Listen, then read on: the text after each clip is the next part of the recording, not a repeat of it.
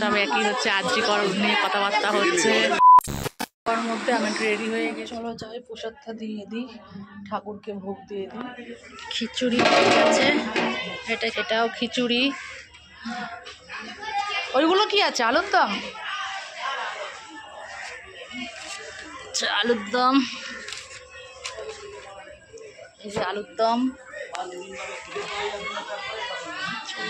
সব এখন আরজিকর কাণ্ড নিয়ে আলোচনা হচ্ছে, সব জায়গায় মিটিং মিছিল সব একই হচ্ছে, আরজিকর নিয়ে কথাবার্তা হচ্ছে। চলো ঠাকুরকে ভোগ দিয়ে দিই আমি এখন।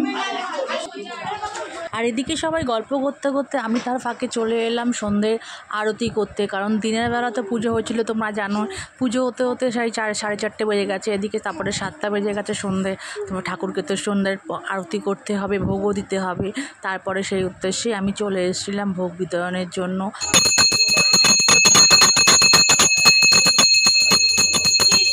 আর ভোগ ঠাকুরকে নিবেদন করার জন্য। তো আমার ঠাকুরকে ভোগ নিবেদন করা হয়ে গেছে হবার তারপরে যে বাইরের ঠাকুরগুলো ছিল না, ওই ঠাকুরগুলোকে আবার ভোগ নিবেদন করে দিয়ে এলাম, কারণ সব দায়িত্বই আমার ওপর পড়েছিল। সেদিনকে যেহেতু উপোস করেছিলাম, তখনও পর্যন্ত না খাওয়া ছিলাম, তাই জন্য আমি আমার ওপর দায়িত্ব বলে দিয়েছিল যে তুমি সন্ধ্যেটা দিয়ে দিবি, সন্ধ্যে আরতিটা।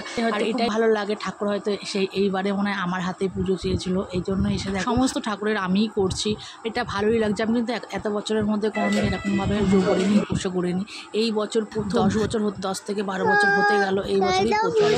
কমপ্লিট হয়ে গেল, এবার প্রসাদ বিতরণের পালা।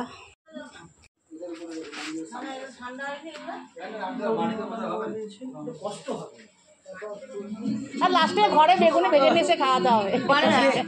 পার্সেল যাচ্ছে, এখন ওদেরটা দিয়ে দিই। তারপরে এই পাতা কিন্তু কম পড়বে, এই পাতায় হবে না।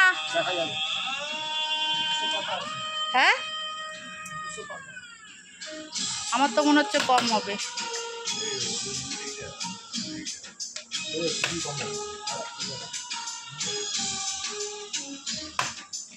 চলো ভোগ বিতরণ হচ্ছে এখন, সব মেম্বারদের এখন খিচুড়ি বাড়া হচ্ছে।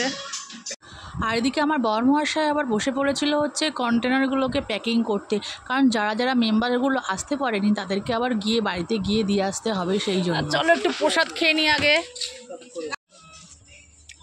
সকাল থেকে কিছু খাইনি,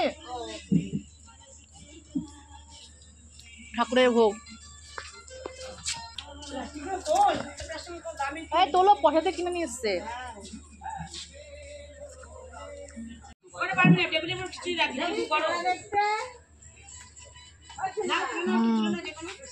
সাথে বাঁধাকপি তরকারি বেগুনি।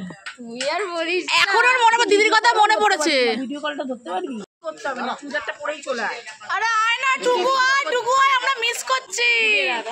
ওদিকে আমার এক সম্পর্কের পিসি আছে, তার কথাই বলছিলাম, কিন্তু তাকে কোনোদিন পিসি বলে ডাকি না, তাকে নাম ধরেই ডাকি।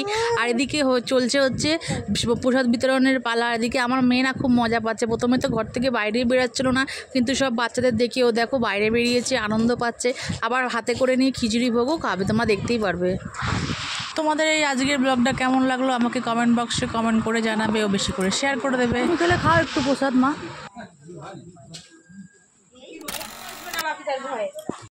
কেমন লাগছে?